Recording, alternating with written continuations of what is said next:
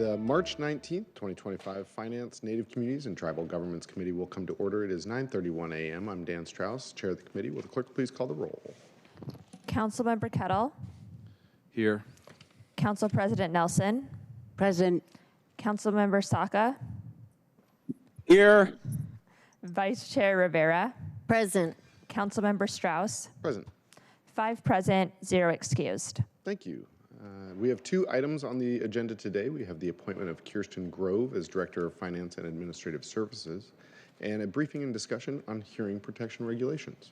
Before we begin, if there is no objection, the agenda is adopted. Hearing no objection, the agenda is adopted. We'll now open the hybrid public comment period. Public comments.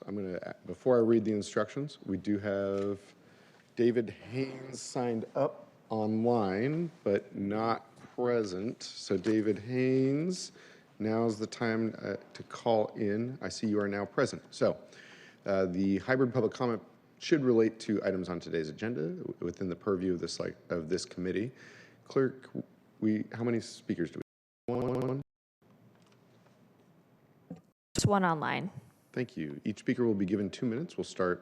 We'll take our comments now. Public comment period is up to 20 minutes. Speakers will be called in the order in which they registered. We'll begin with our online speakers, and speakers will hear a chime when 10 seconds are left of their allotted time. Speakers' microphones will be muted if they do not end their comments within the allotted time to call on the next speaker. Public comment period is now open. David, welcome.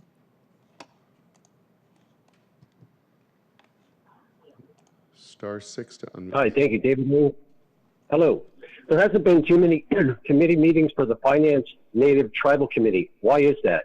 It seems this Finance Committee could be introducing laws that would offset the negative impacts of the immoral financial system that's been left over from the slave master misinterpretation of neoliberal conservative capitalisms and their debt service police state economy of non-working shareholder middlemen donors that steal too much of the capital gains from the actual workers, justifying a true democracy of legislation to discipline the greed to make it benefit the commonwealth of local communities and Main Street economy that's drained of all its capital gains generated by the workers and small businesses that are pitted against each other every 3-month quarterly report that never gets shared with all the unforeseen capital gains that they argue about taxes that are still owed to the workers, that with the workers who do all the work, proving that the middlemen of our immoral financial system hate the honest, forthright, diligent working class, the very foundation of our civilized society, presently being forced to live paycheck to paycheck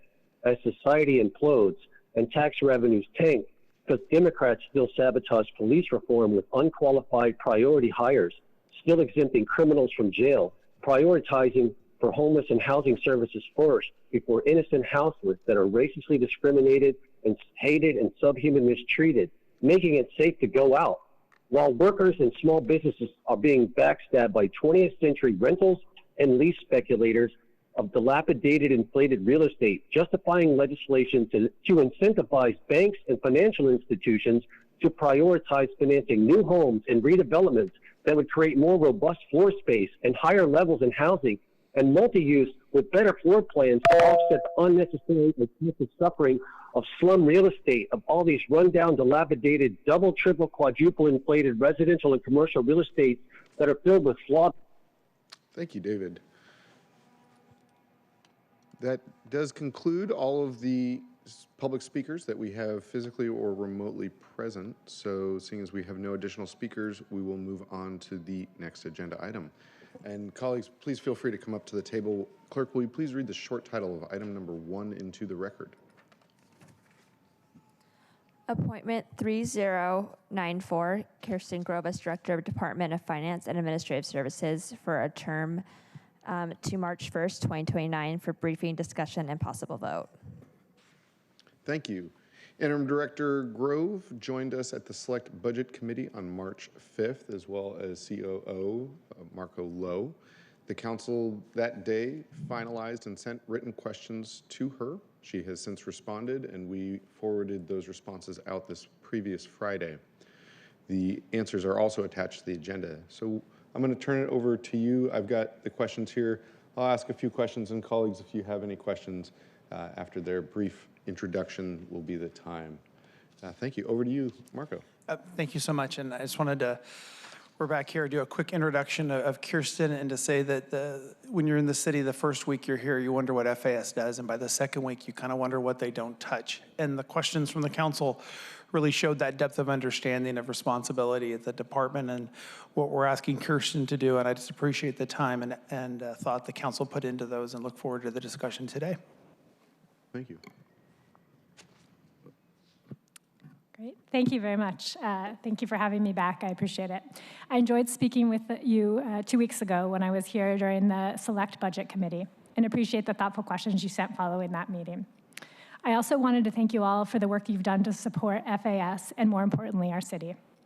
Thank you, Chair Strauss, for your leadership of this committee and your continued work with us and your deep knowledge of FAS operations. I also appreciate your continued engagement at the Ballard Customer Service Center and all that you've done to make the facility a hub for the neighborhood. Thank you, Councilmember Rivera, for your support of our Priority Hire program and for expanding high-paying construction career opportunities across the city. Thank you, Councilmember Kettle, for your interest in the fundamental elements of improving public safety. My team and I enjoyed showing you around the fire garage and discussing our partnership with SFD.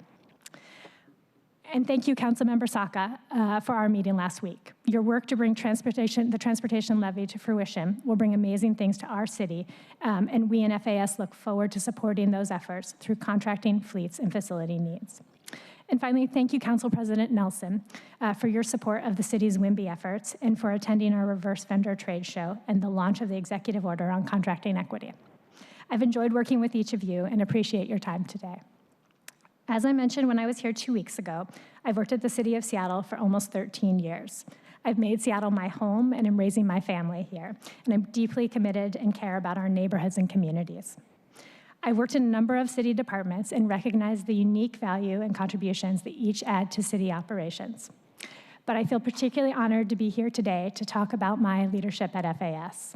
We are truly the backbone of the city and play a part in almost every element of city service. And I can't thank my team at FAS enough, and in particular the FAS Director's Office, our business unit officers, and our division directors. Each and every one of them brings a unique knowledge base and skill set that makes our team stronger as a whole. Whether it's building and maintaining city facilities, such as fire and police stations, supporting Seattle residents in all of our neighborhood customer service centers, administering the city's regulatory programs, procuring, maintaining, or fueling the city's fleet vehicles, running the Seattle Animal Shelter, I'm incredibly proud of the work we do at FAS.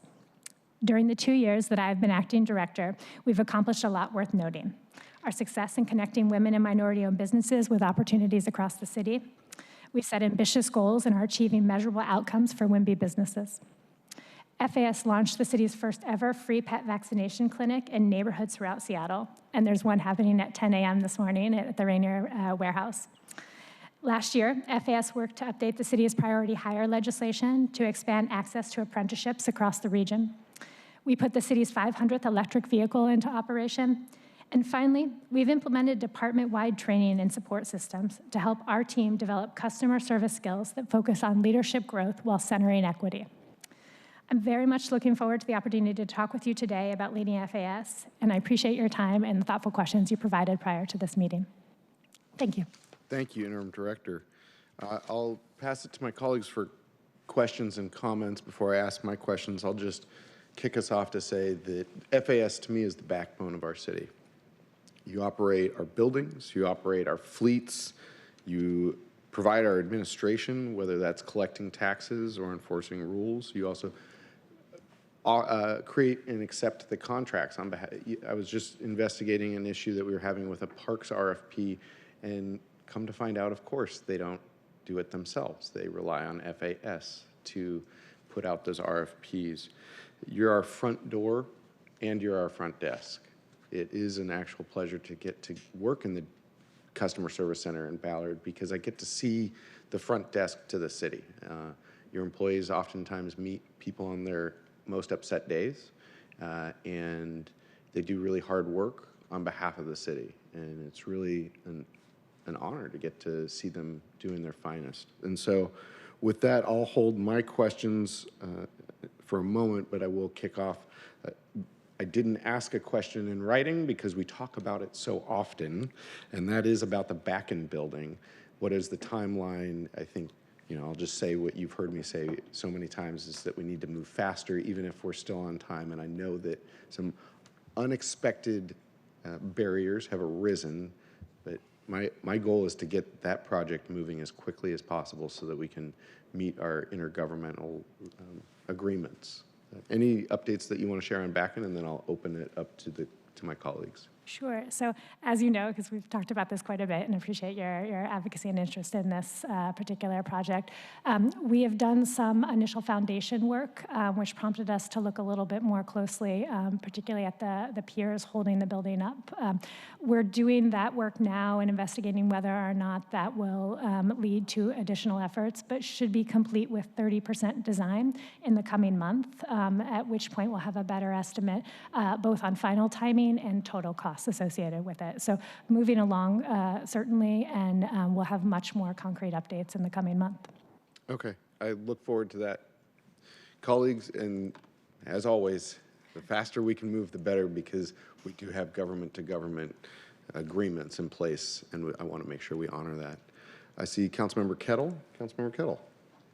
Thank you, Chair Strauss, and welcome again, Ms. Grove, and Mr. Lowe. Welcome. Thank you for highlighting the fire garage. It's a undervalued and I would argue under-resourced entity that is so important to our public safety posture. And I toured the rest of the maintenance facility too, and the work that they do for all the departments with the vehicles, incredibly important. And I recognize what you do for the public safety related facilities. Chief Scoggins gave me an update yesterday or Monday on another issue. And so I'm well aware of those, and it's important that we maintain those facilities. I've been to a number of fire stations. There's one in Cap Hill that has a lot of challenges, and these are the things that we need to work through because it goes to our future capacity, our capability to respond. I recognize that, and I recognize your role in that, and it's important to keep that front of center. I'm going to do my bit too. Hopefully, we will have a public safety element in the comprehensive plan that kind of brings it to the fore instead of sprinkled throughout, because it's that important. My question is, more in my D7 hat, and I had a question related to Benaroya Hall and the Garden Remembrance, which is unique compared to other arts and culture locations because of our ownership. You spoke to the Benaroya Hall piece. The Garden Remembrance doesn't have, and I may not have the full background, doesn't have that kind of structure. It doesn't have what Benaroya Hall has in terms of oversight, budget, all these kinds of things. How would it proceed? Hopefully the survey shows the membrane not to be a major issue, but how does that work going forward for the Garden Remembrance, which is not an entity like Benaroya Hall, not like the Symphony and so forth, to take action and related to the needs of the building? The Garden Remembrance is very different, and I was just curious, how do you approach those two, and specifically related to the garden? Sure. So first, I should note that the Office of City Finance, an independent organization under the same budget of FAS, actually has the relationship with Benaroya Hall. So my knowledge of this is secondary to theirs, but we'll note that Benaroya Hall does manage the capital improvements both for Benaroya as well as for the Garden of Remembrance. So they are the overall body that would work on any type of capital effort. FAS does get facility updates on both the garden as well as the building itself. And our understanding is that the outcome of the membrane study particularly was relatively positive in terms of any additional damage that was there. Okay, thank you. That's a little bit of surprise to me. I didn't realize, I was thinking of the garden as a separate entity. I mean, in some ways it makes sense because the garage is underneath it, and they would have responsibilities as it relates to the garage. So, well, thank you for that. Thank you. Thanks for the question. Please let everybody know I will be watching and following. Following closely. Colleagues, other questions?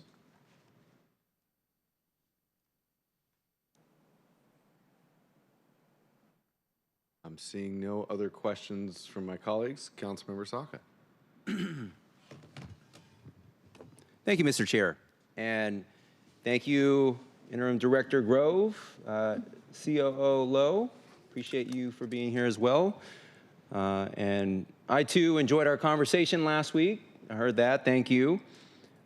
It's been great to get to know you a little bit over these past few weeks. And when we met last week, me and my office shared with you 3 priorities that I have for you and FAS. Excellent delivery of transportation infrastructure and capital projects and making sure those projects are delivered on time and on budget. Accelerated delivery, because you do play a role, a secondary role, but you do play a role in helping to deliver the transportation levy, voter-approved transportation levy. And then third and finally, good old-fashioned constituent services and responsiveness and being an enabler and a connector of resources for all the city departments, because as we know, your department manages, among other things, the Find It, Fix It app, so play a central role in that kind of centralized reporting system for any constituent issues under the sun. So those 3 priorities, we talked about that, and I appreciate hearing your responses on some of your written responses to our broader questions. A 4th priority I was thinking of, I should have shared. It kind of ties into the first 2, but I'll share it here and just be curious to hear your approach to this. And I don't envy your job of you or any department head trying to understand the individual and collective priorities of my colleagues in this body, understanding that you report directly to the mayor, and then trying to harmonize it all together. I actually think in this role, in this department in particular, it's probably a little easier than some others. But in any event, a 4th priority would love to share with you is basic, effective, and efficient delivery of basic city services. Here's an example. At the Customer Service Center in West Seattle, the Southwest Teen Life Center, directly across the street from Chief Sealth International High School, where I hold my office hours, last year, I noticed some pesky potholes in the parking lot. And that really irks me. Because one, it's a symptom of inopportunity to do more. And 2, in my view, that's the principal focus of local municipal governments, at least as a starting point. And if we're unable to align and effectively and efficiently deliver those basic services of filling and repairing potholes, then it's difficult to imagine us as a city being able to deliver on even bigger, grander goals. And so when I saw those potholes, I was irked, annoyed, and I connected with Park Superintendent Diaz, and he was very responsive, and within a few weeks it was patched.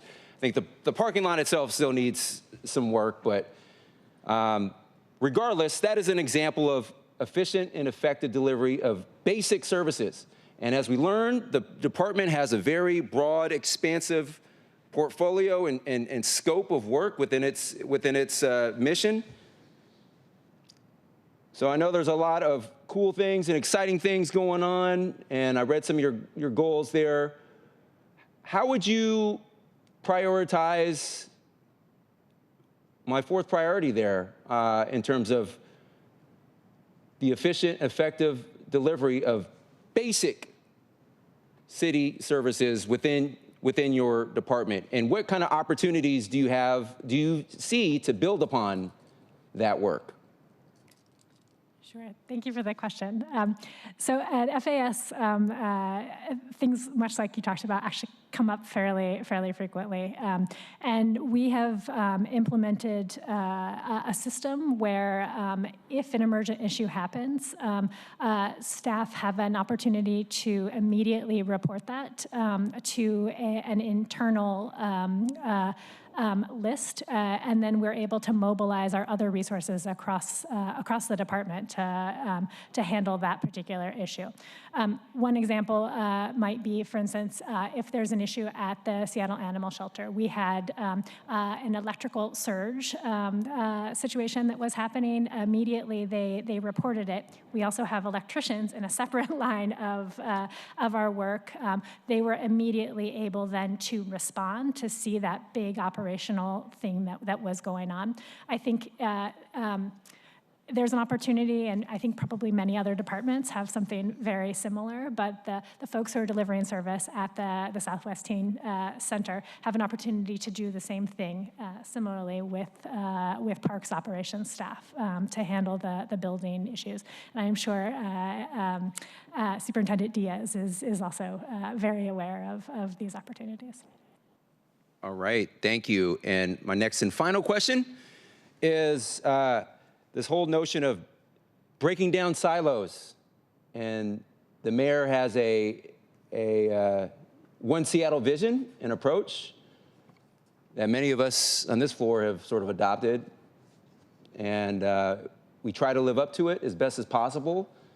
But I still do think there is a gap, or there's an opportunity to close the gap between our purported values and people's everyday lived experiences. And one of the perceptions is like the departments are siloed, and there's a lot of when constituents report an issue, the perception sometimes is there's a lot of finger pointing and who's on first, and well, it's confusing to constituents because they don't care if it's a Seattle Department of Transportation problem or a Seattle Parks Department problem or any other of the 40+ city departments problem. They don't care, nor should they. Nor should they understand or comprehend like who are the decision makers and who should be involved in that solution. From their perspective, it is a city problem. That's it. And the people at this table, the people at this dais should understand the back end nuances of who's on, but constituents it should be seamless for them. And I feel like your department in particular has a very unique opportunity, given the integrated approach and role that you have with the Find It, Fix It app, for example, to help make that experience for tax-paying members of the public and constituents a little more seamless. And so just curious to hear your vision for doing exactly that and how we can do better in that area. And I see Mr. Lowe has his hand raised. I couldn't help myself. No, I agree with everything you're saying. In fact, when you said it took a couple of weeks to fill those potholes, I thought that was unacceptable.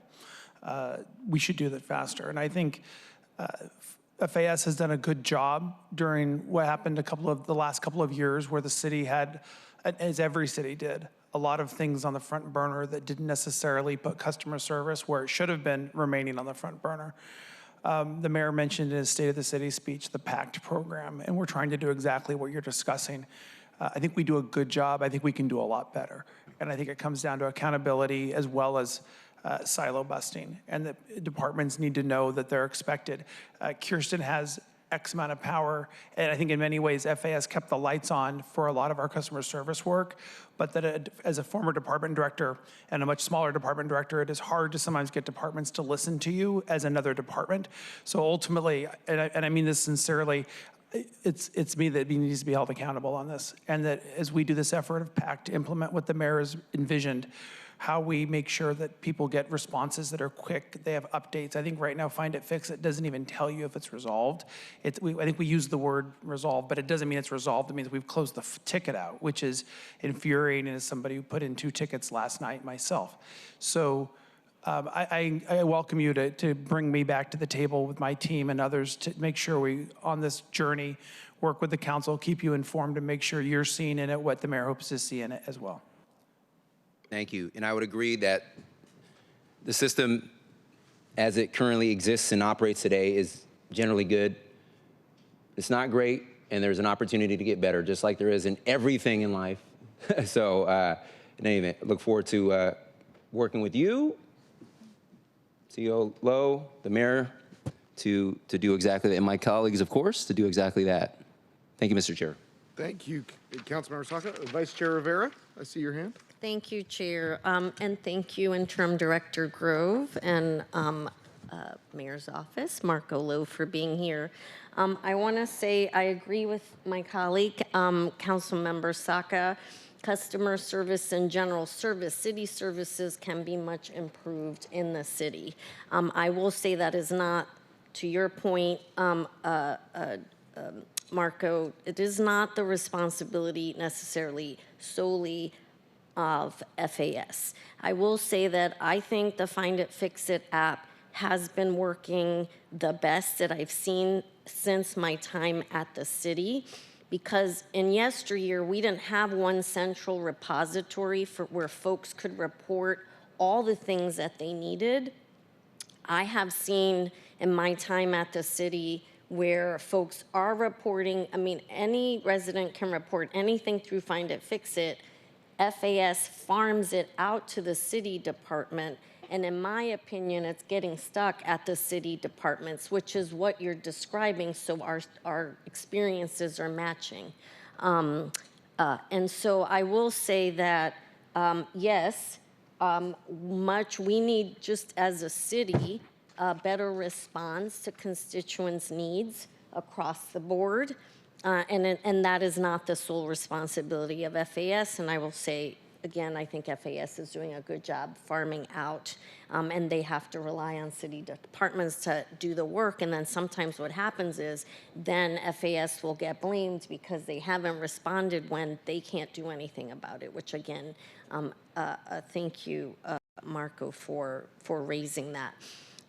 Chair, I don't have questions because I thought Interim Director Grove did a great job answering the questions that, and I'm looking at them right here, but I'd read them earlier. I do have a comment, though, as I said last time. I've had the pleasure and honor of working with Interim Director Grove in the former mayor's office, where we were both operations managers. And I will say, as a peer and colleague at the time, I watched her do her work as I was doing my work hands-on, and we collaborated together many of the times. FAS was under her portfolio at the time, so she's been working with the department for a long time. As we've talked about today, the department handles everything from the Customer Service Bureau, which includes the front desk at City Hall, where folks like Zeb Hill, I'm giving you a shout out because he's a great person who welcomes people in this very welcoming, warm way, is what I'm trying to say. And then you have your team members here. I see Adrian Matanza and Jesse Gilliam. I've had the pleasure of working with them for a long time, too. You have a great team at FAS. I know this is about you, and also I know you have great staff that help you do the work that you do. You also maintain our buildings here. You do our charging stations at the garage. You do the animal shelter. You manage the city's WEMBY program, as we've heard. You set policies for our contracting with external partners. And you really also, you help departments. There are things people don't know where you'll advise, departments seek your advice on their contracting. I know when I was deputy director at the Office of Arts and Culture, we reached out to FAS regularly to get just advice on setting up contracts and help. And that's something you wouldn't hear unless you know. You know if you know. So I know that you all do all of that great work. Kiersten, I know you, I know your work ethic, I know how hard you work, I know your experiences. You've been with the city for 13 years, but that's not your first city experience. I know that about you, and I am so grateful to have you here, and I really, colleagues, cannot lend my endorsement to Interim Director Grove more strongly. So thank you for the opportunity to sing her praises, Chair, and I'll kick it back to you. Thank you, Vice Chair. I'll second all of those comments. Very well said. Council President, I see you have your hand. Thank you. Thank you for being here. It's an exciting day for all of us. I asked the question about leasing policies because the city is a pretty major property owner. I mean, when you think about all of the community centers, the city hall, you know, et cetera, Seattle Center, for example. So I was wondering, if a small business wants to open up shop at a community center or in City Hall, this was prompted by the way of the bagel shop closing. I don't pretend to know anything about that, but my point is that there are places where a lease to a small business could add value to the community, et cetera. So, and I was just wondering, do we have policies about that? Are you allowed to make money on city property, et cetera? And what hoops do you have to jump through? And beyond, you indicated in your response that it depends on the department. So could you just expand on that? Sure. Thank you for the question. I appreciate it. And it's very important, particularly to FAS and our downtown core buildings. So at FAS, we own and manage over 100 different buildings, but other departments have jurisdictional authority over some buildings. So for instance, we have spaces at City Hall, the SMT, Seattle Municipal Tower, the Justice Center, police and fire stations, a variety of shops and yards throughout the city. Parks would have their own policies for all of their own facilities, as would Center. So those are sort of the big ones within the portfolio.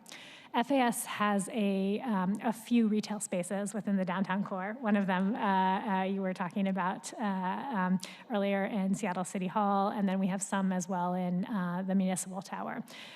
For us, we can, in fact, collect rent from a business, and the conditions for leasing those retail spaces have really the market conditions have changed quite a bit during COVID and post-COVID. So we were fully occupied in those retail spaces before COVID and have had more turnover than we've experienced in the entirety of the time I've been in the city since then. So our goal is really to get businesses in, to create foot traffic, to provide amenities for the tenants of the building, and to meet the policy goals of the city. So particularly things that we can do to foster small businesses, Black-owned businesses, women-owned businesses, and ensure that they are able to exist and actually make a profit, for example. And that's a tough balance because we also don't want to have businesses that are too closely competing because it can be hard to sustain that. So for us, it's really about the tenant amenity that the business provides, as well as ensuring that our existing tenants and future tenants can remain operational. Thank you.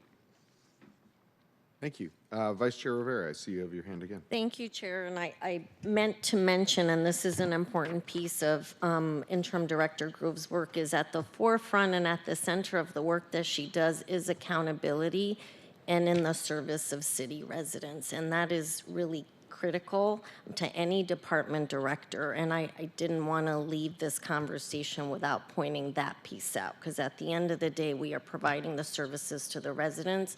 That is paramount to Director Grove's work. Thank you. Thank you very much.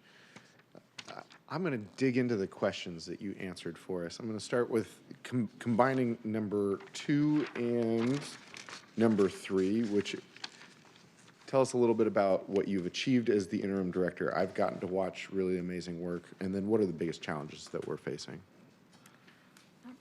Sure. Thank you. I appreciate it. So I've mentioned already, I'm incredibly proud of our performance and the work that we've done to bring opportunities for WIMBY businesses. We've launched the second WIMBY Advisory Committee and are seeing real results and opportunities for businesses to work not just with FAS, but with departments across the city. Additionally, the animal shelter, the vaccination clinics that we've started are unique. It's the first time we've done this as a city, and it's changed the way that we are able to deliver services. We have a location in Inner Bay, which at the time of its construction was perhaps a little more centrally located given population centers. It's not now. And so our vaccination clinics allow us to provide more direct services to residents who are living farther south in the city. And it's very exciting. Last year we did 1,500 vaccinations. We're doing a clinic today and would love to expand those this year and in the coming years. I think additionally, you know my commitment to electrification of both our buildings and our fleet. The Office of Sustainability and Environment works with us, and they set for the city, and we have the responsibility of implementing those goals. They are very expensive, and there is an art and a science to looking at the opportunities for getting kind of the most bang for your buck. There are ways that we need to leverage projects, we need to leverage funding so that we can reduce our emissions from both our fleet and our buildings in a way that's both environmentally and fiscally sustainable. And then finally, I think you know, I am very committed to improving our customer service experience. I will say first and foremost, the work that our folks do at our customer service centers, that direct person-to-person interaction is, it's just amazing. I've been a customer at our customer service centers and experienced just so much benefit for me and my family, and I see the work that they do and the way that they're connecting, and really appreciate it. I think there's some opportunity for us to think about using our data and using the ability of new technologies to provide those customer service representatives with better information so that they can also serve their customers quicker and easier. And then in terms of biggest challenges, we have an aging building stock. We have a lot of buildings, and we have an aging fleet. And we're also in an environment where we have a lot of inflation. We're a department that has to purchase goods and services in order to maintain both our buildings and our fleet. And so the balance of providing those goods and services with the same amount of money, but everything costs more is a challenging thing. It becomes challenging just to deliver the service, but also is challenging for our employees who are doing that on a regular basis. Essentially being asked to do more with what comes to be less. For us, I think that means that we have to think really critically about how we prioritize our life safety systems in our buildings and how we prioritize fleet maintenance and think critically about the safety of our vehicles and where we're putting investments long term.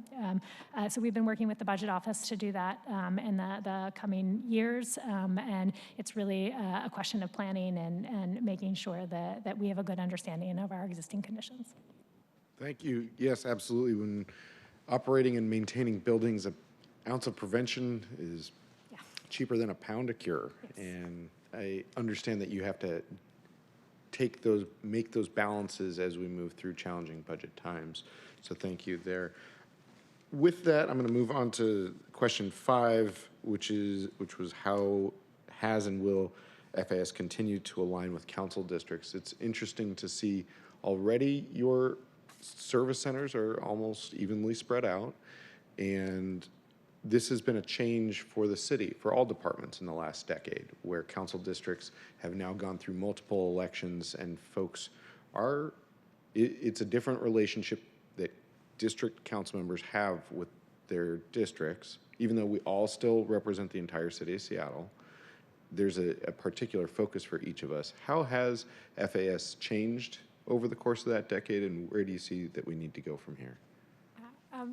I will say, and I think you've identified it just in your opening remarks, that our customer service centers have become much more integral, and we have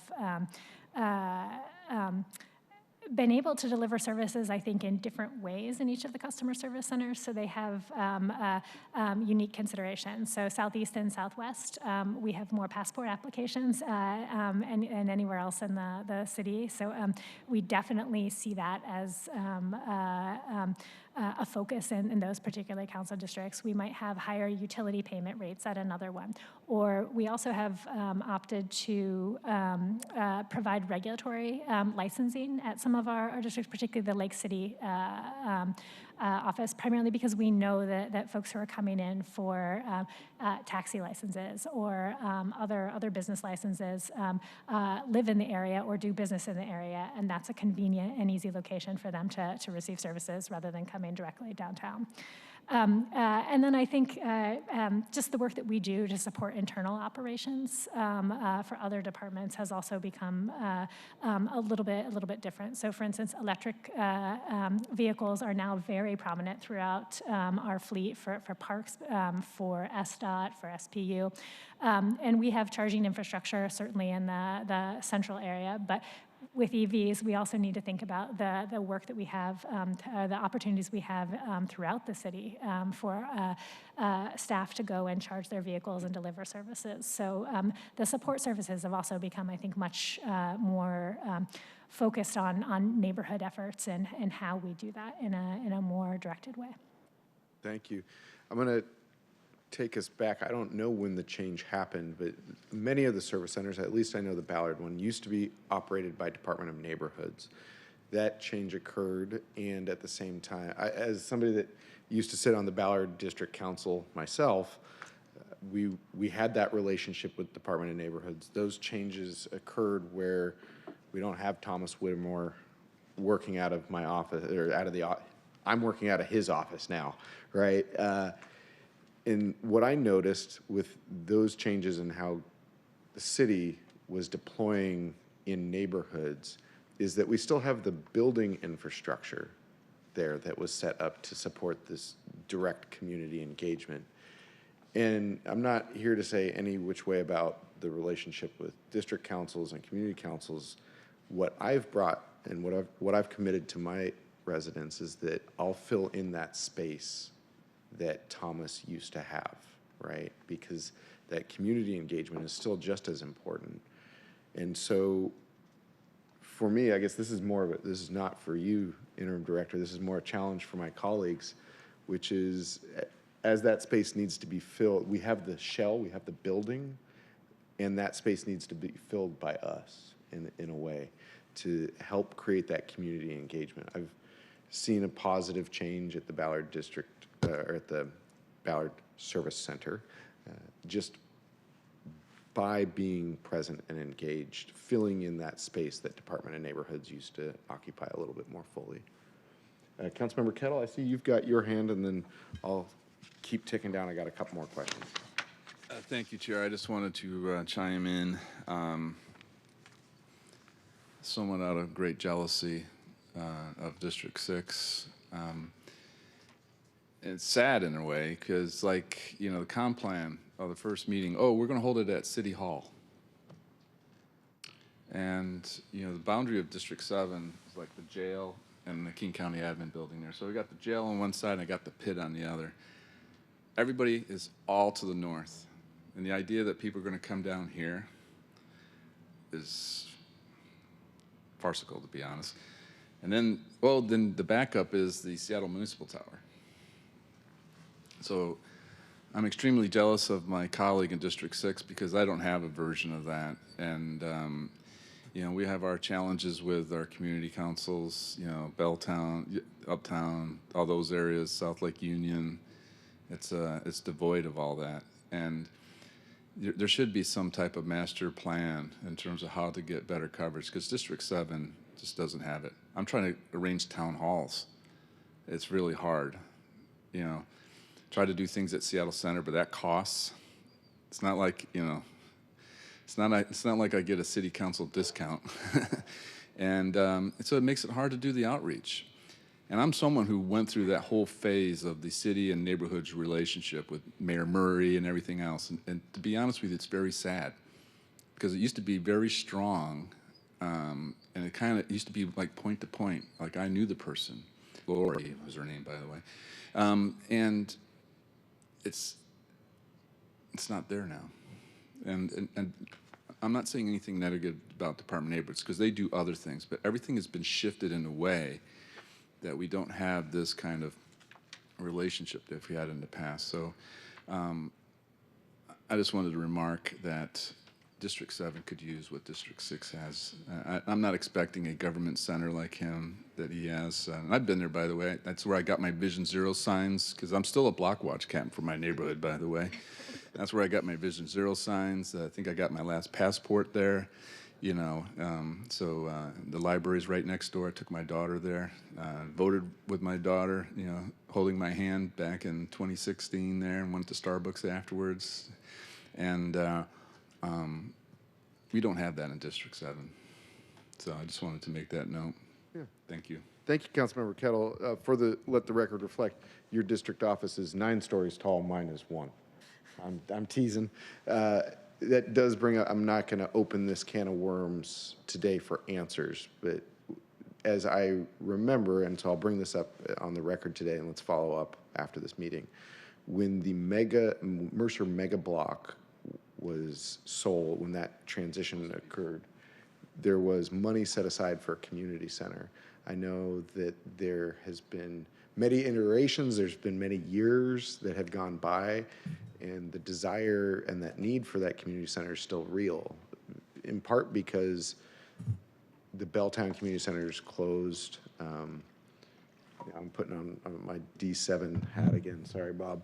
But just to say, you know, Mohi is a really great gathering space, but it's not a purely public space, right? It's not a community center, it's not a city asset. And so I would say we should follow up to see if there are ways to hasten the pace with that community center that was proposed out of the Mercer Mega Block, because if there are bureaucratic things in the way of realizing the full potential of that agreement, we should move more quickly, right? And so nothing for you to respond to today, but just as Councilmember Kettle was talking about that, it reminded me of that comment. Councilmember Saka, do you have a question?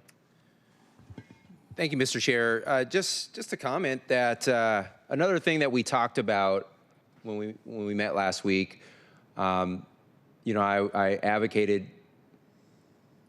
strongly on behalf of my district for any number of things, and I think the current composition of the council, we're all essentially doing the same thing. We all want a proportional share of the resources to go to our own districts. And so we talked about, in that conversation you'll recall, we talked about the historical underinvestment in my district in particular, in the South End generally, and my district as well. And there are reasons for that, legacy of redlining, for example, and racist policies, just historically. And today where we're at, you know, I think there's a recognition and awareness of all those things. And it's not like anyone's trying to thumb their nose at me or my constituents. And like, we have comparatively, I think, not the best facilities like across the board. Parks, for example, recently audit found that of all the, and this isn't your primary toil, although I would appreciate your support in the broader remediation efforts. This is a city problem. Parks, for example, revealed the top 20 list a few weeks ago of the most problematic parks subject to routine, regular graffiti, vandalism, and lack of cleanliness and maintenance. And my district only has, what, 20% of the parks, but we have 40%, represent 40% of the problem. So no one's trying to thumb our nose at us. It's just we seem to be bearing the brunt of any number of challenges. Highest concentration of RVs, for example, 2 to 3x more than the next council district. And we are in a limited resource environment, but I do think we need to be intentional about trying to counter the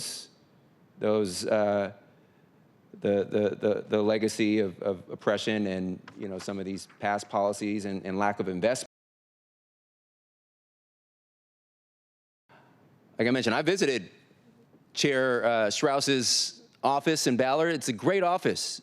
You should be proud. It's the best that I've seen in the city, and I haven't toured all of them, but I, like Councilmember Kettle, I have a little office envy for you because it's a very clean, modern facility. It's like a fishbowl. Everyone can see you. You can see everyone. And again, very modern, clean, organized. In my office in West Seattle, it's essentially a janitor's closet. I got to knock and give a special handshake and signal to get in, meeting with constituents. And so, yeah, I have a little envy. But I do want us to be more intentional about addressing the disparity in resources both from a programmatic level and then a project level. And the projects show up in districts. Programs cover citywide. So just wanted to share that perspective. That said, I have, based off my conversations with you and reading your materials and learning more about you in the past couple weeks, and my office's interactions with your department since I've been in office, I am confident in your ability to deliver upon all the priorities and issues and challenges that I mentioned and we talked about here at the dais, contained in this 14-page Q&A doc that you sent. So, in any event, that is all. Thank you. Look forward to supporting you today. Thank you, Councilmember Saka. I see Vice Chair Rivera's hand up. I will just jump in for some history setting. The Ballard Customer Service Center used to be on Market Street, and it was essentially what you just described. When the old Ballard Branch Library, where I learned to read, was torn down, when the Ballard Branch Library was rebuilt, it took on the service center. And so it's been really illuminating having the building actually owned by the library. And so FAS is actually a tenant of the library, and then I am a tenant of the FAS. This became very clear to me about a week ago when my office hours ran past 8 p.m. without me realizing it, and my car got locked in the garage. And there was nobody from the FAS side that could help me because it was all library side. I did get home, and I did get back to work the next day. But Councilmember Saka, when you were speaking of your envy of the office, I thought you were going to talk about all of the plants that I've brought in. Those are nice too. I say that because this was another part of the relationship with FAS. I said, while it is modern, it can also feel sterile. And what I noticed, especially in the pandemic, with many different things falling apart, in the Ballard Service Center not only felt sterile, but it at times felt a little unsafe. And that was nothing because of what was going on with FAS. It was because of the conditions in the front door, which is why I've got my own litter pick kit there, and I take responsibility for our front door too. And so by adding the plants, it was a way to brighten what felt like a sterile environment. And FAS was very clear with me that if I was to bring in plants, I had to care for them because they were not going to take on another burden, right? And so when I talk about it's all of our job to fill in that space, there's still some kind of dark corners of that office, and I've done my best to bring in more posters and different ways to lighten it up, but it really is, I share that back with us because it's our responsibility to help fill in the buildings that FAS leases to us. Vice Chair. Thank you, Chair. You took some of what I was going to say, but is that just to say that the D4 doesn't have, I don't have an office at FAS. I mean, Director Grove and I have talked about this. There is a customer service counter where folks can go pay their bills, et cetera. It's a window, basically. I mean, you can walk in, but it's very small. So I don't have an office there, and there isn't really our community. Well, the Magnuson Community Center is super small, also doesn't have space. Anyway, so we all have to find places within our districts to meet people. So what you're hearing is a need for that. But this is also exemplifies how this is an FAS's, this is a citywide issue. And I think parks, community centers are run by the Parks Department. And I know we have a new deputy mayor in charge of parks, Justin Farrell. I know I've met with her. I'm sure you will meet with her if you haven't. But this is something I would encourage us to raise with Deputy Mayor Farrell in terms of the community centers. And, Councilmember Kettle, totally, I understand not having an office where you can meet with constituents in your district, because I'm in that position as well, and we have to get super creative about it. But it is something in terms of providing the customer service to our constituents that we all need to work together on, and then just, reminding us that or at least giving the information that there isn't a place in each of the districts that FAS has an office that we can utilize. And in your case, Councilmember Strauss, it is the library that had space. And some of the libraries have space and some don't. So it's all, it's not consistently, each branch is different. Each community center is different, and each FAS counter is different. At the end of the day, I hear you colleagues, and I agree we need to have spaces where constituents can come and get services, which is, I think, what we're all agreeing on. But I want to make sure that we're not necessarily putting that just on FAS, because it is a citywide responsibility. Thank you, Chair. Thank you, Vice Chair. We have gotten to about the end of our allotted time. I have some more questions that you did respond to in writing regarding the animal shelter. Before I get into that, you also had good answers here about the Find It, Fix It. We had a good conversation earlier. I will just say, and it's no fault of anyone, but when Mayor Harrell took office, the back end of Find It, Fix It was pretty bad. We are in a much better place today. We have some more work to do. The conversation that Councilmember Saka and CEO Lowe, thank you for it. It's rare that we find people taking direct accountability, and so your responses to that, it gives me great hope, and I think it's the right way. So thank you for that accountability there. I do want to touch on the animal shelter. You provided some excellent answers. If you want to briefly describe what the situation is and where we're going from here, I will just say that it seems like we should put our heads together. There may need to be some sort of reset with relationships, or I'll let you share what your thoughts are, but I'm interested to be involved because, well, I really like the work that the animal shelter does, and I got to directly benefit. My dog was definitely eating my salmon this morning, so over to you, Director Grove. We thank you very much for your commitment to the animal shelter, and I appreciate the question. I have yet to meet your dog, but would very much like to, because I've heard the stories of its adoption now several times.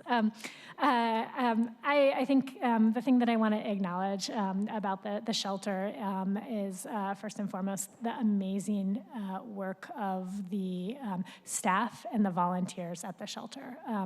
I think often people don't recognize that we are the only open admission shelter in the city.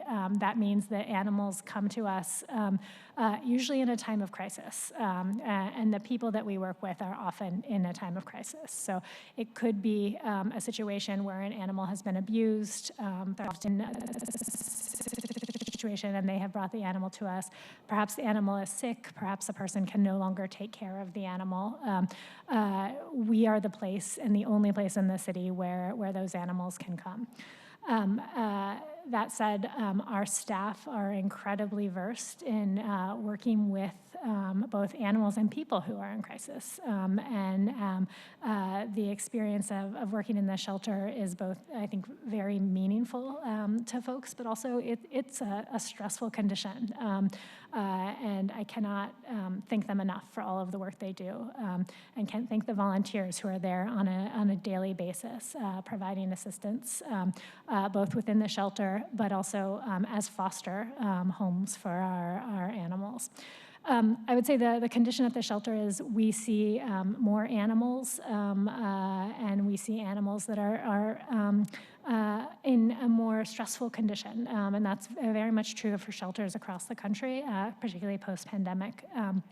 And we have been in a facility for over 40 years that hasn't really changed its shape. And so there's a balance that we try to hold there. We try to get animals out of the shelter as quickly as possible into either adoptive or foster homes, and that is the best outcome for those animals. And we try to manage the animals that perhaps have behavioral issues or health issues directly in the shelter, where we can care for those directly. I think we've talked a little bit about opportunities both to improve and increase our volunteer base and fundraising, and we've begun some initial conversations on facility work that could happen in the future. So very excited about that, and again, just can't say enough about the value that the staff and the volunteers at the shelter do provide. Thank you, and I appreciate the answers that you provided in writing as well. I do think that there's some more work to do, and again, I'd like to be involved. For everyone watching on Seattle Channel, you too can foster a dog or animal, and if you go onto their website, if I could adopt another dog, I'd be down there right now to adopt Blaze. What a great looking set. I mean, there's so many animals. I'm not going to go through and read all their names. I'm going to wrap us up, but much like Vice Chair gave Zeb a shout out here at City Hall, I'll also give a few folks, I'm going to get in trouble because I'm not going to name everyone, but Nicole and Kimmy from the Ballard Service Center, and then Fran here downtown. Just thank you for all your work working with Seattleites, everyday Seattleites. With that, colleagues, if there are no further questions, I will move that the committee recommend confirmation of Kiersten Grove through appointment 3094. Is there a second? Second. Thank you. It has been moved and seconded to confirm Kiersten Grove's appointment. Final comments? Thank you for none. Will the clerk please call the roll on the confirmation of the appointment? Councilmember Kettle. Aye. Council President Nelson. Aye. Councilmember Saka. Aye. Vice Chair Rivera. Aye. And Chair Strauss. Yes. 5 in favor, 0 opposed. Thank you. The motion carries. The committee recommendation to confirm the appointment of Kiersten Groves as our Director of FAS will be sent to the March 25th City Council meeting for final confirmation. Thank you for spending so much time with us this morning. And you don't need to come on Tuesday, but if you'd like to watch on the Seattle Channel, or you can come. We're happy to either way. So congratulations. Thank you very much. I really appreciate it and appreciate all of your questions today. Thank you. Thank you so much. We'll move on to the next item of business. Clerk, will you please read the short title into the record? Informational item, hearing protection, regulations for briefing, discussion, and possible vote. Thank you. We are joined by Jasmine Marwaha from Council Central staff. We wanted to get this kicked off a little bit because I can't remember what your work portfolio is changing to. I believe it's the FEP levy. Maybe we can talk about that, but wanted to make sure to get this in front of us sooner than later because Jasmine's been working on the legislation and making sure we still have quorum. We do, although council members Bob's and Rob's, if any of us leave, I have to stop committee, so thanks. Moving on, this legislation came to me as a result of office hours where I have a concerned audiologist in District 6, concerned about Seattle's hearing health. We've worked with a ton of stakeholders to craft this initial draft of the legislation. So what we see today is just a draft. It's not yet been introduced, or maybe it has, but we're working in that direction. To put this simply, this bill is about making sure that people have the opportunity to both enjoy Seattle's vibrant music scene and protect their hearing health no matter where they go. It would require that music venues either provide hearing protection for free or sell it for up to $1. It would also encourage music venues to put up signs letting patrons know that this is available. Through our engagement with artists and venues, we know that this is something that many, if not all, venues already do. This is simply put a good little bill to make sure that our music patrons know that there's always a way to get earplugs if you forget yours. Interesting fun fact about me, I don't hear all that well or as well as I used to, and at this point I read lips a lot of the time. And so I am somebody that uses earplugs when I go to concerts. I didn't maybe 10 years ago. Maybe I should have. And sometimes I forget them. And so this bill would help that. With that, I'll pass it over to Jasmine to walk us through the legislation. And over to you. It's great to have you. Thank you for all your work on this. Oh, thank you. Good morning, council members, Chair Strauss. My name is Jasmine Marwaha. I'm on your council central staff, and I'll be presenting a draft bill of the hearing protection ordinance. So we'll go through a little bit of background, an overview of the policy goals, a summary of the potential legislation, which Chair Strauss just went over a bit, some potential policy considerations, and then next steps. Excuse me. So some brief background. According to the CDC, nearly 1 in 4 U.S. adults aged 20 to 69 years show some evidence of noise-induced hearing loss. There are risks to hearing at music venues, and you can see even on this image, which I should credit Jesse Franz from Chair Strauss's office provided some of the visuals here.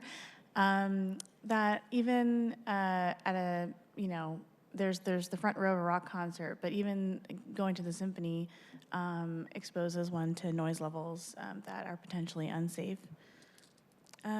There is, anecdotally, I think we've heard there during some stakeholdering, and also there's some academic articles to suggest that there is a lack of awareness generally about these risks, particularly for young people. And there have been other municipal efforts to address these concerns. There's been a lot of regulations, particularly in Europe, regarding limiting decibel levels.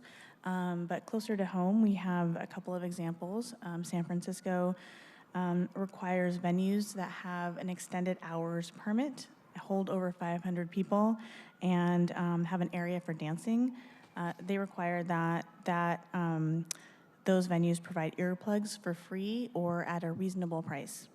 And then Minneapolis requires clubs and bars that feature live music to provide free earplugs if they are supplied to them at no cost. And there is a group there of business and philanthropy that have been providing earplugs for free for businesses there.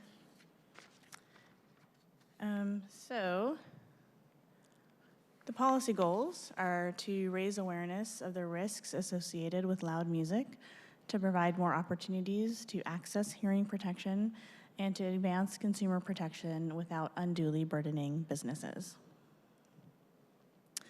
Here's a summary of the legislation. It would require that certain loud music venues, which the definition of which we'll get into on the next slide, that they offer patrons hearing protection with a noise reduction rating of at least 20 decibels for free or for sale on the premises. And if they offer that protection for sale, at least one option must be offered for $1 or less. And it says one option because it could be that a business may want to sell, higher priced, better earplugs or noise protection, but that at least one option has to be at a lower price level. Venues would be encouraged to post notice in an area that's readily accessible to patrons. That just notes the availability and the price of that hearing protection. The bill would be enforced by Finance and Administrative Services.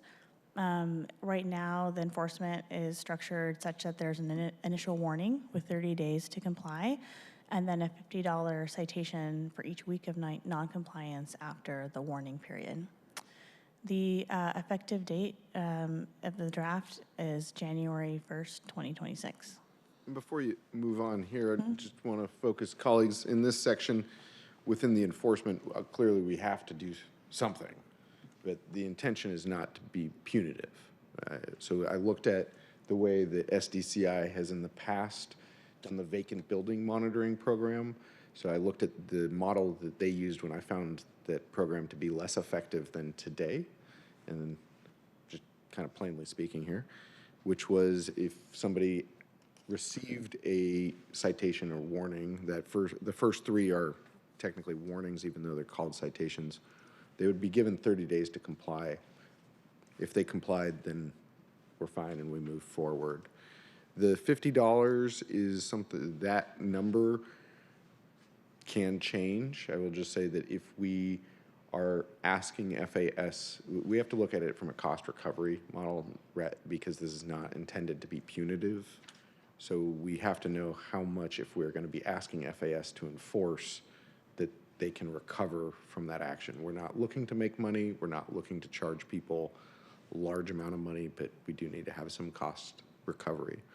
Started out with the effective date for January 1st because, again, this is not intended to be punitive. This is intended to be just create a floor, and so ensuring that everyone has enough time to understand what's going on, give them that lead time from, you know, if this moves on schedule, we would pass this at the end of April, and so gives them enough time to come up to speed. Vice Chair Rivera, I see you have your hand. Is it okay now? Do you Please, want me jump to wait in. till the end? Thank you, I think we've only Chair. got one or two more slides. Just because on this slide, Jasmine, so is Minneapolis and San Francisco the only two cities that have it, or are there other cities? My understanding in the U.S. is those are the only two cities. They're the only Yeah, but two? And globally there are then, more. how long ago did they pass theirs?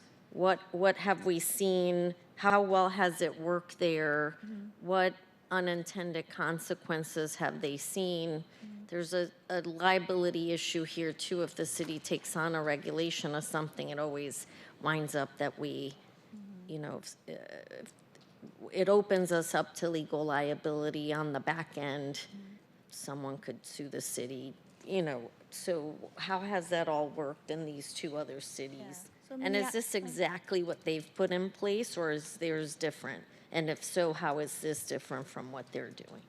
Right, and so Minneapolis, I believe, passed it in 2014, and San Francisco, I don't have that off the top of my head, but I believe it was around the same time. It was in the tens. We can kind of get into how this is different under the policy considerations, because I have noted that in terms of the venues that are required to comply. It's the list of venues is sort of inspired by San Francisco, but it's a little bit different. And in terms of how they've been applied or what lessons have been learned, I can look more into that. In my research, there was a lot of information about, like, at the time of passage, and a lot, but I don't know if there's a lot of information out there regarding any issues since passage. But that is something I could even, like, in the next couple of weeks, reach out to those jurisdictions to see if I can get more information. I think that's prudent. If we're going to do something, we should know how well things are working, especially if they've had it for a decade, it sounds like. Yeah. And then it sounds like ours is not exactly like either of theirs because we've tweaked it. So you're going to get into that later. I can go into why. Actually, it's a good segue into the next slide, unless there are other questions. Thank you. Thank you, Chair. Yeah. All right. So, Sorry, I see Councilmember Saka, do you have a question? Thank you, Mr. Chair. Actually, I'll wait till you finish, and then I'll ask at the end. Thank you. Thank you. Councilmember Kettle, we're going to wait. all right. Take it away. All right. So, yes, the next couple of slides go over some policy considerations as sort of a preview for what policy considerations memo might be once this gets introduced. The intention of surfacing the policy considerations now is to see if there's feedback that could inform the legislation at this stage in the drafting. So first, and potentially the most complex issue for consideration, is who is going to be implicated by this. In other words, how do we define what a loud music venue is? And the distinction between this proposal and Minneapolis and San Francisco is that both Minneapolis and San Francisco have a type of venue that this type of regulation could easily apply to. So in Minneapolis, they applied it to entertainment. I can't remember, I can look at this, I'll look this up later, but they have like an entertainment venue type of permit that this applies to, that hosts live music. And then in San Francisco, they have an extended hours permit. So businesses that have that permit, then this applies to. We don't necessarily have the same type of licensed or permitted venues that like this type of regulation could easily apply to. So we kind of cobbled it together. I didn't hear that. The San Francisco chair, I didn't hear what the venue was. I'm sorry, I couldn't hear what you were saying. No one can hear each other. Oh, We no. all need better I know, earplugs. this is a good Hear the microcosm. venue in San Francisco. Sorry, I actually could not hear you. What type of venue in San colleagues, Francisco? I'm going to take us back down. Okay. Everyone, please use their microphones. And it sounds like Vice Chair needs the information regarding San Francisco repeated if possible. Okay, thank you. Sorry. So in San Francisco, they have a type of permit called an extended hours permit that for which this type of regulation applies. And it seems to be kind of the same universe of businesses that this draft bill would attempt to cover as well. So what the proposal does is it gets inspired by the San Francisco model, especially that number 2, to say that venues so it's a proxy for extended hours permit. It says venues licensed to sell alcoholic beverages for consumption on premises which contain a dance floor or other place primarily designated for dancing and have a maximum occupancy of over 500. That kind of gets a little bit at what the same target audience or venue as San Francisco. We also have a couple of venues that are already defined in our code. We have music venues as defined in section 1114-376. That's the music venue parking permit definition. And then we have all ages dance venues as well. And then finally, the proposal also would cover venues like larger venues, like arenas that host live music or dance at least 20 times per year and have a maximum occupancy of over 5,000. And then venues hosting special events permitted, that host live music or dance. So that would potentially cover like Bumbershoot or Capitol Hill Block Party. So another approach, there's certainly policy questions as to whether the capacity thresholds are at the right level, whether there's a desire to bring in smaller venues under the requirement, whether the amount is too low and there needs to be a focus on larger venues.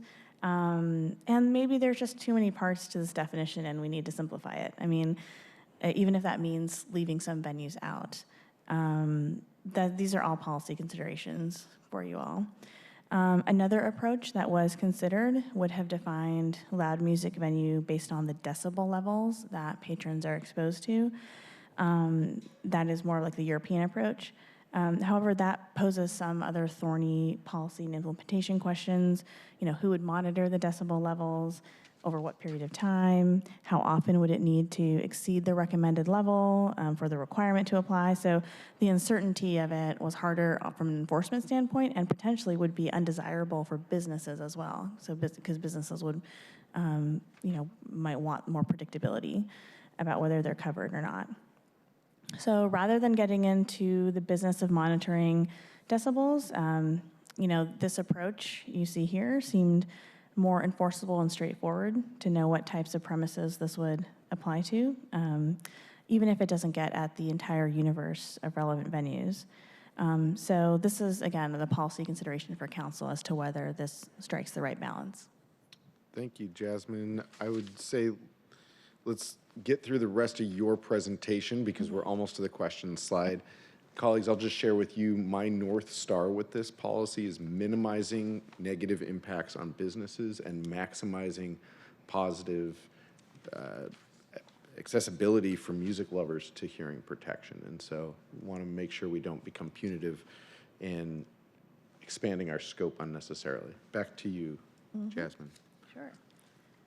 So, I mean, the other policy considerations, it might actually be more helpful to go back to the summary slide because all of the policy considerations are just basically mirror the bullets here.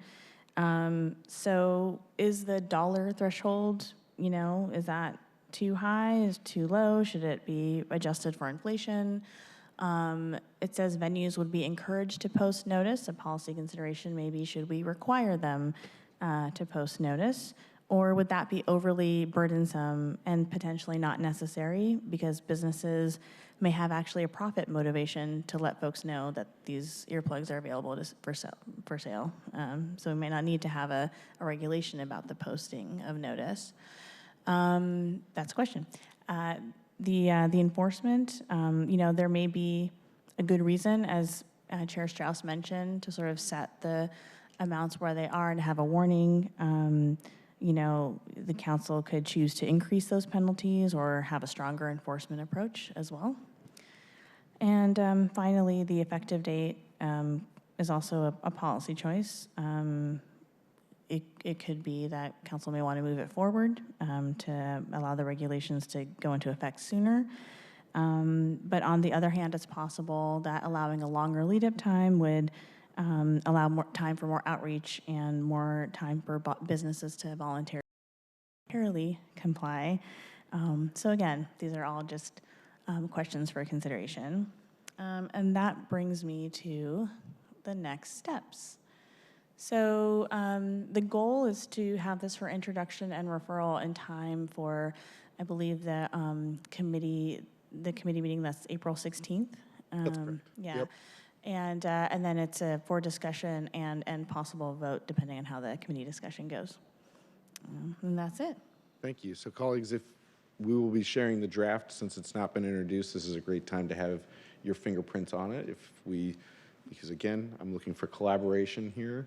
And if you do have amendments once it is introduced, please be ready to bring them to the April 16th committee. So in just under a month. I see a number of hands. Councilmember Saka, you lowered your hand, but you were first. Do you want to go? And then I'm going to go in the order in which I see Councilmember Kettle, Rivera, and Nelson. Sure. Thank you, Mr. Chair. And thank you for ordering this or directing this proposal and getting sharing an opportunity for all of us to learn more about it today.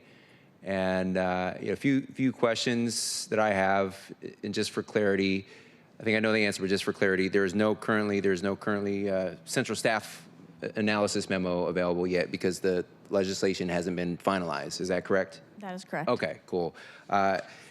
I share some of the curiosity expressed by my colleague, Councilmember Rivera, a moment ago in terms of, it's good to hear that there are already models and schemes in place in Minneapolis and San Francisco, two cities I've lived in personally.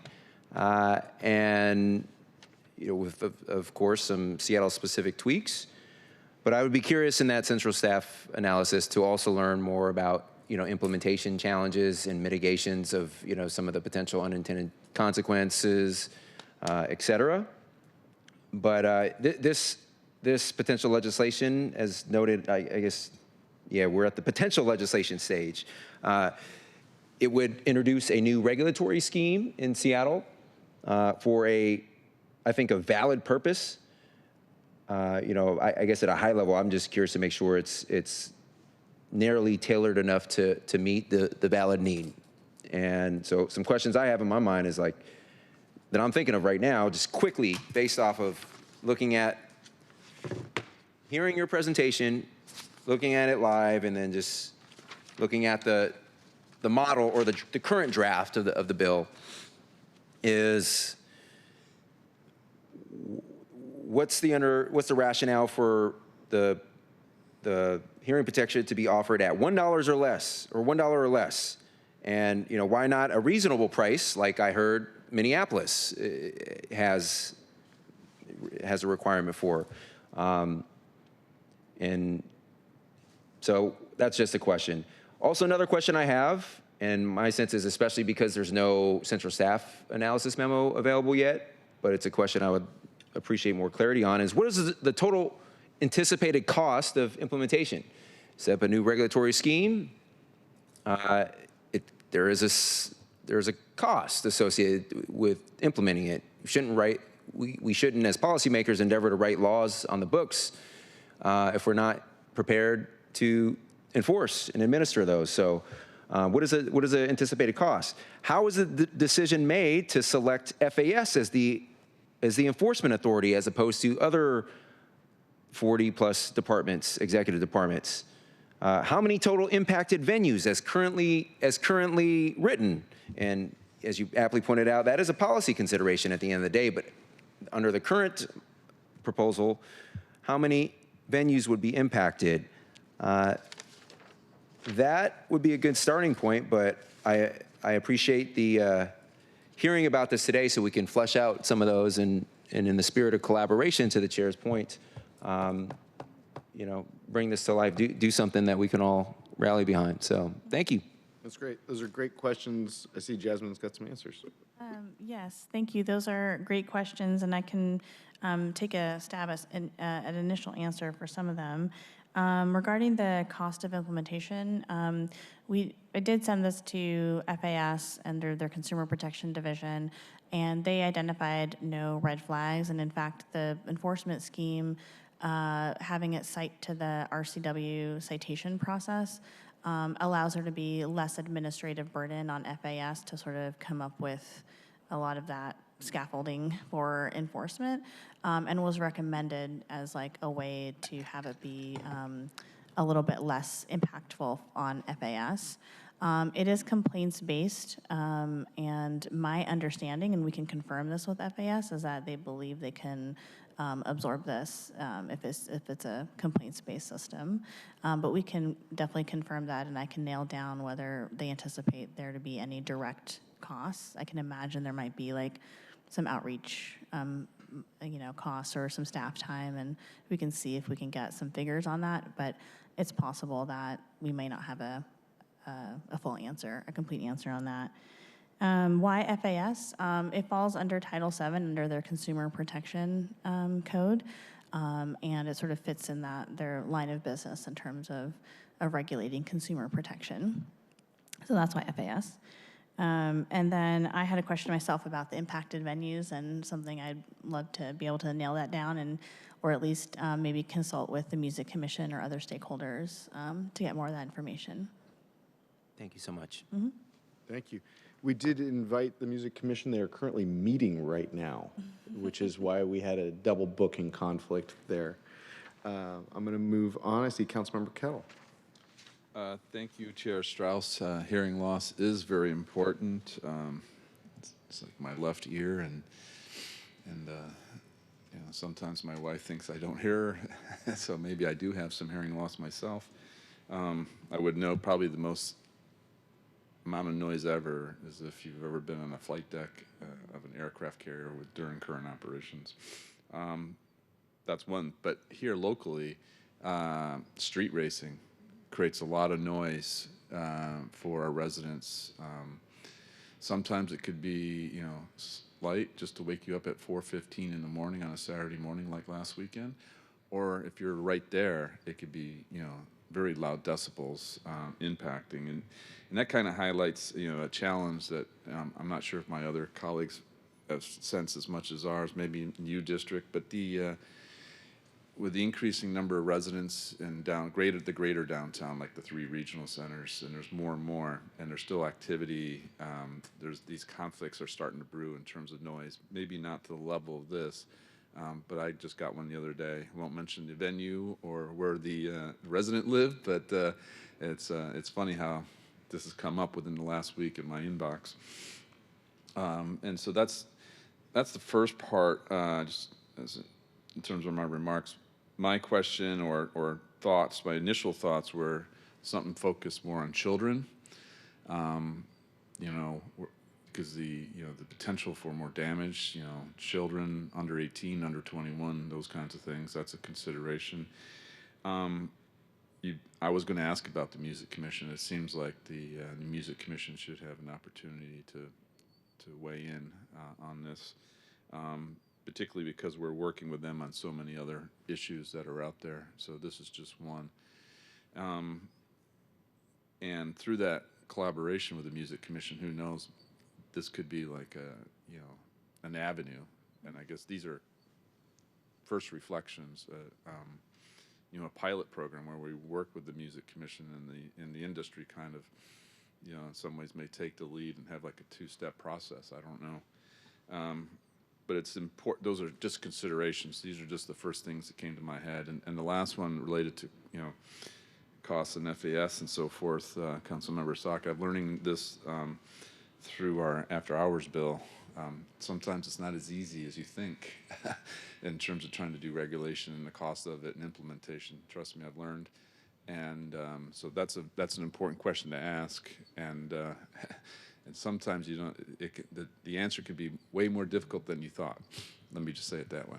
So Chair, those are like my initial things in terms of hearing loss, and locally here in the city, some of the new areas beyond music venues that we're seeing more and more of. And then the children, the Music Commission weighing in, potential pilot programs, and I understand the costs and FAS pieces to that. So thank you. Fantastic. Thank you, Councilmember Kettle. I'll just quickly respond, and then I'll pass it over to Council President and Vice Chair. The Music Commission was actually the first, after receiving this request from the audiologists in my district, Music Commission was my next stop. And so originally the idea that had been presented to me was to provide hearing protection for free. I brought that up with the Music Commission.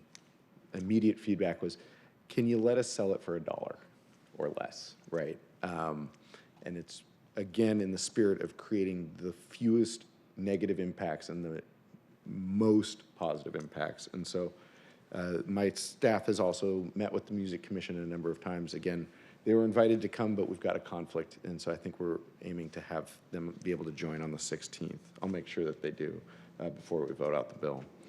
Council President and then Vice Chair Rivera. Thank you. It's funny because this is the first time I've heard about this, and so I did email Scott saying, have you heard about this? So it's clear that they are aware of this. Who else has been outreach to? What other like nightlife venues or, loud music venues? Yeah, so we've done some initial stakeholder outreach. I'm not going to read down the list right now, but I'm happy to share that information with you. You can't mention a couple of the clubs or festival promoters or whoever this would be? If it's possible for me to get you that list after committee, Jesse has been staffing me on this, and he's been doing a lot of the direct outreach, and he's currently on well-earned vacation. And so that is the issue of today. I can tell you that I've spoken directly to a few people, but happy to talk to you offline about that. Thank you. And I would, for me, it's I'll be wanting to make sure that there was wide outreach, because what I hear from music venues is that they just got through a pandemic and they're really focused on making, rebuilding their businesses after that, and they've got some public safety issues, and so I just want to make sure that they have been, that they're partners at the table. And I'm also curious to know what other ways,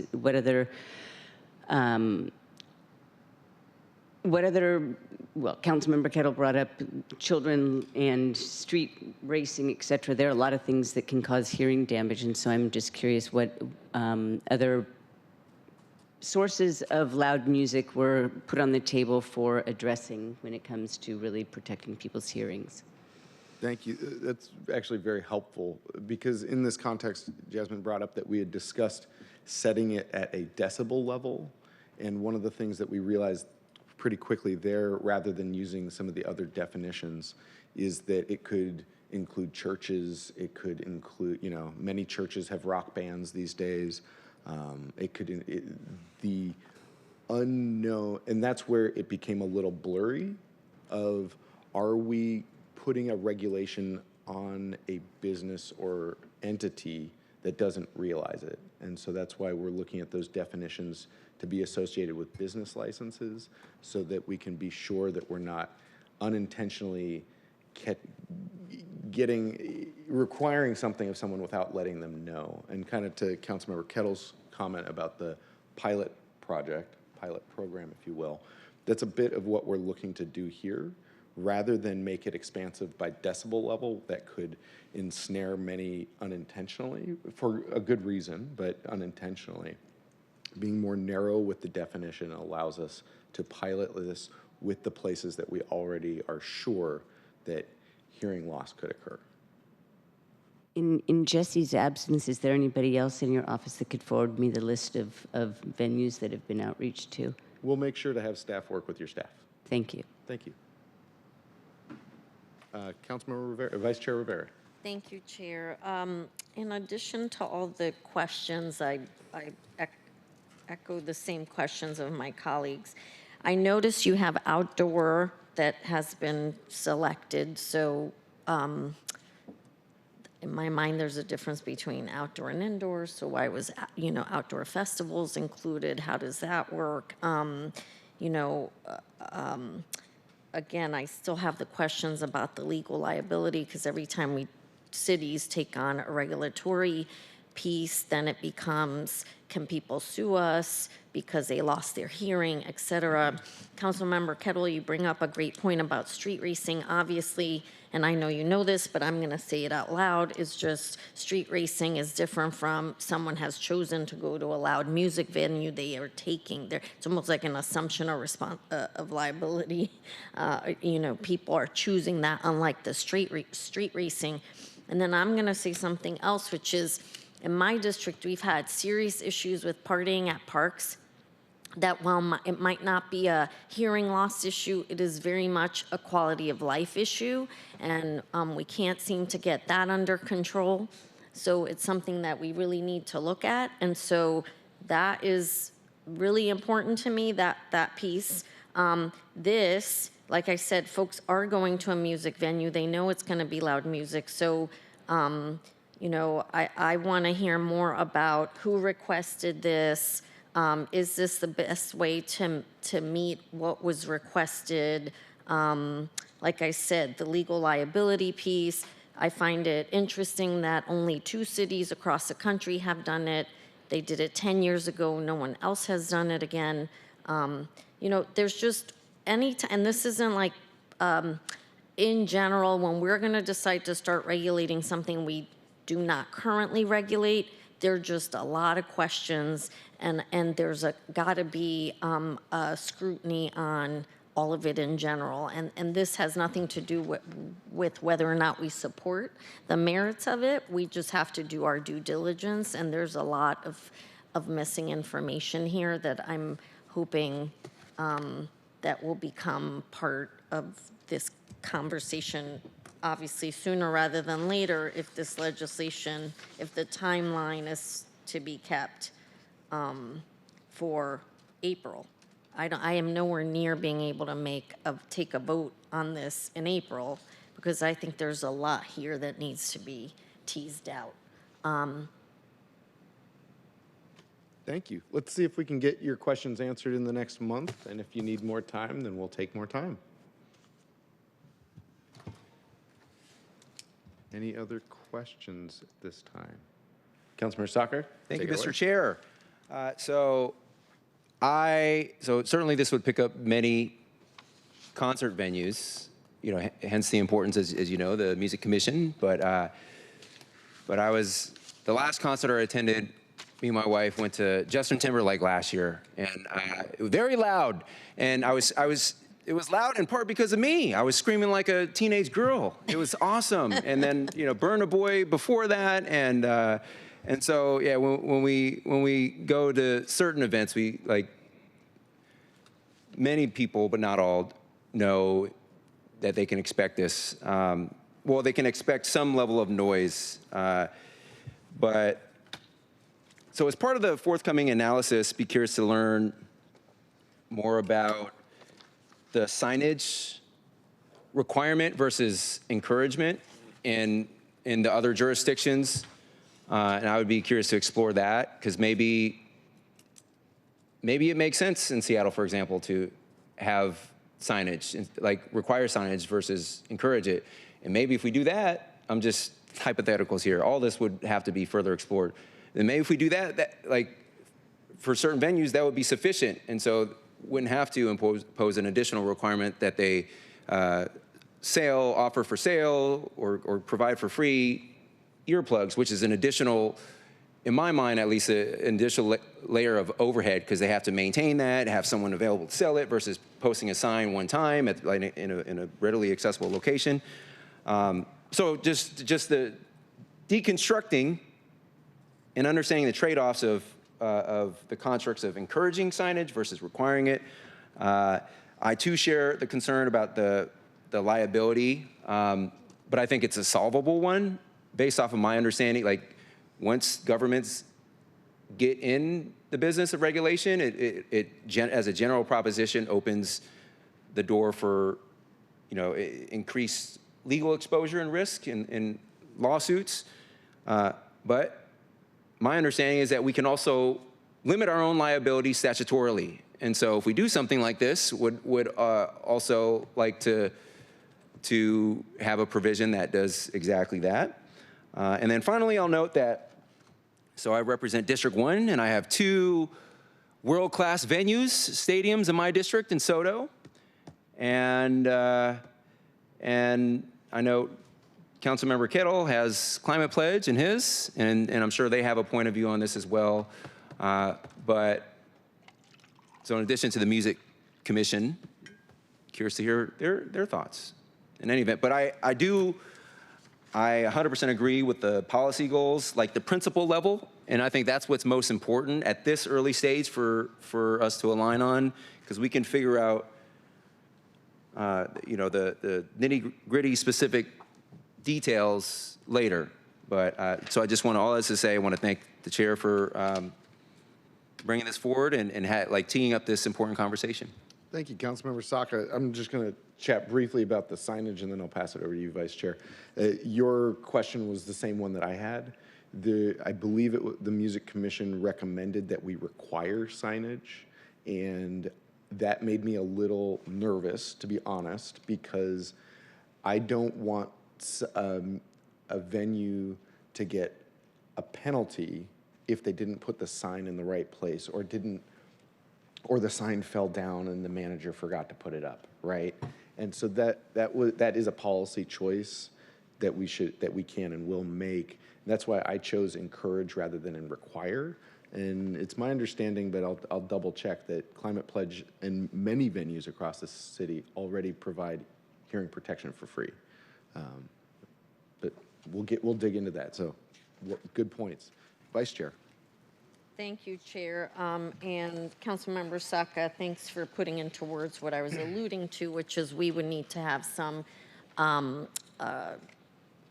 statutory requirement, or not requirement, language to limit our liability. So that would need to be part of it if we were to move forward with this. It seems to me that this is a public health issue that we're trying to address, the hearing loss issue.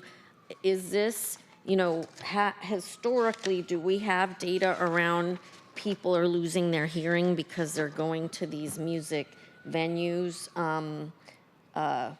I understand the risks, but are there we're trying to solve for something that is very tangible, which is people are losing their hearing because they're going to these venues. And then also, is there a different way that we can get to the public health benefits? Because I agree, people should know. We often do PSAs. Public health does PSAs when they're public service announcements to educate the public about a health risk. And I don't know what public health is doing in the realm of loud music and hearing loss, but I would love to hear, if public health around the country or have some type of, campaign to let folks know, because I do agree people should be aware of the risks when they attend these kinds of venues. And then I also would love to know, over the years, has the sound increased at these music venues or not? What's different? We haven't gotten into the realm of regulating this, so why now? Music venues have been around for decades. Things of that nature to me are really important, Jasmine, to hear about as we are reviewing all of this. Thank you. That's very helpful. And again, we originally had hoped that the Music Commission could join us, but our committees at the same time, and we did have one of the audiologists invited. Initially, she could attend, but at the last minute, she couldn't attend today. So I think you're teeing up all, and part of this is me setting the stage so that everyone can engage in a meaningful way. There's no surprises or gotchas or anything like that. And so I think when we have that panel up, it'll give you an opportunity to hear from them directly. Do you have something else? Thank you, Chair. I just really want to, what are we solving for exactly? And is this going to meet what we're solving for? And it seems to me that you've raised the issue of the loud music and hearing loss. Yeah. And I want to make sure that whatever we decide to regulate, we're doing it, is this the best way to achieve the goal? Wonderful. Each of us as separately elected officials will have to come to that conclusion on our own. I will tell you, from my perspective, we've tailored this to be as narrow with the least amount of in catching people unnecessarily to solve the issue in pretty much, as Councilmember Kettle was asking about, in a pilot setting, because it's not as expansive as it could be. So this is a very narrowly tailored bill with the least amount of gotchas or opportunities to be ensnared. And still, I would love to have your input and collaboration. And so if there are things that we would like to change before it's formally introduced, happy to do that. Or if there are amendments that you'd prefer to bring so that it demonstrates your work on the bill, happy to do that as well. Do you have something else, Vice Chair? I do. I just think we need the answers to all these questions from central staff before we move forward. I appreciate what you're saying, and then I feel like I'm surprised that we don't have answers to these questions today. So, and that's in part because most bills aren't discussed until after they are introduced, and we're taking an earlier step to engage folks sooner. Council President. This is a question that perhaps there wasn't asked, but I am wondering: are there earplugs that are not rubber or plastic? Are there disposable ones or compostable ones or whatever? Yeah, that's a good question. In my research, we see the basic one up there on the slide that you can get for like 10 cents a pair, or like $60 for 600 or something. But I do believe there are a variety of different types of earplugs. So, that's partly why the draft is written to be able to provide flexibility for businesses in terms of what types of earplugs they want to provide. Got it. Mm-hmm. When I go to shows, that makes it sound like I do a lot, which I don't, of course. What I see is grown-ups using their basic AirPods in their ears and things like that. And so it could be that is what a lot of folks are doing, so as not to have to rely on these sorts of implements or bringing bigger. Yep. Because you kind of know what you're in for when you go to a music show. So I would think that those options are already, people are aware of those, and I just don't want to see a bunch of these things being littered on the ground outside of shows, etc. Just because they were handed or something like that. Thank you. Thank you. Councilmember Saka. Thank you, Mr. Chair. And one other kind of final thought that I think we'll want to consider as this moves forward is potential FIFA impact. Is this intended to apply to indoor facilities and venues only, or is there outdoor venue impact? We know that I think the state legislature, or at least one of the chambers, recently authorized one of our priorities to allow watch parties basically through all parts of the city. And we're going to have over 1 million people here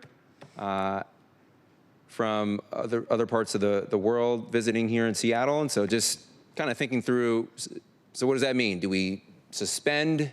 Do we carve out outdoor venues, exclude them from the scope and the ambit of the ordinance's reach?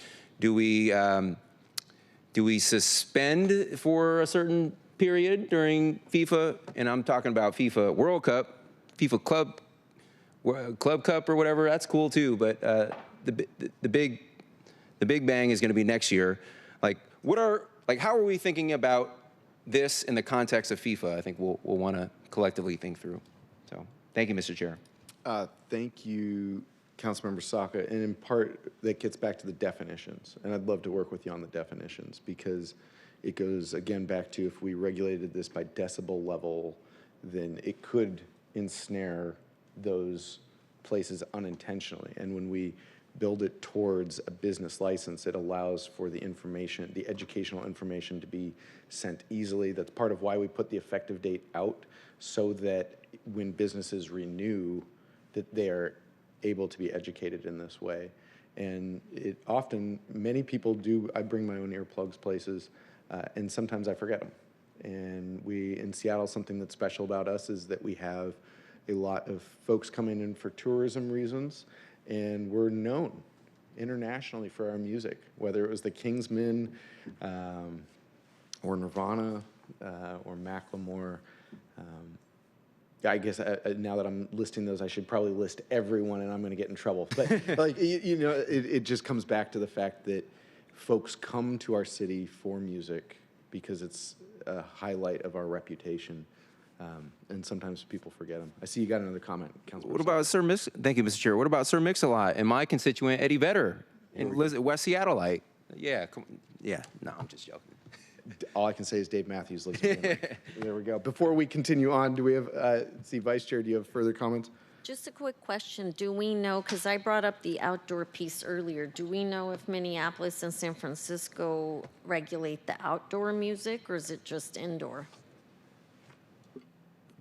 I believe I can look into what the permitting, what falls under their existing permits. It could be that outdoor venues or like special permits would still need a extended hours permit in San Francisco, for example.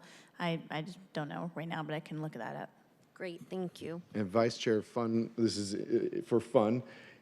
Question here, what is the most internationally known stationary outdoor music establishment in your district?